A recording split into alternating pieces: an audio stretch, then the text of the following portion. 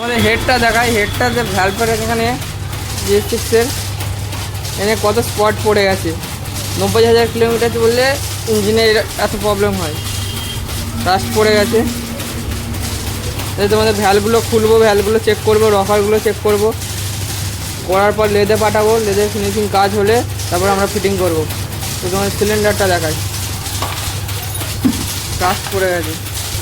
Total বডিটা তোমাদের দেখা কী অবস্থা। 90,000 কিলোমিটার একবারও ক্লিন করেনি, কাস্টমার আমাদের কাছে এসেছে। টোটাল বডিটা অবস্থা গেছে পুরো একদম কার্বন জমে গেছে। তো এইগুলো সব ক্লিন হবে, আদার্স যা আছে ইঞ্জিনের মালপত্র সব ক্লিন হবে। ক্লিন হওয়ার পর তোমাদের লাগানো হবে। তোমাদের যে ক্যামটা দেখায়, ক্যামটা দেখো 90,000 কিলোমিটার চলে যায় কিন্তু ওকে আছে ক্যামটাগুলো, কোনো দাগ নেই, কিছু নেই। তো বাদ বাকি মাল চলো তোমাদের ওয়াশ করে ফিটিং করে দেখায় সাউন্ড কেমন হবে চলো।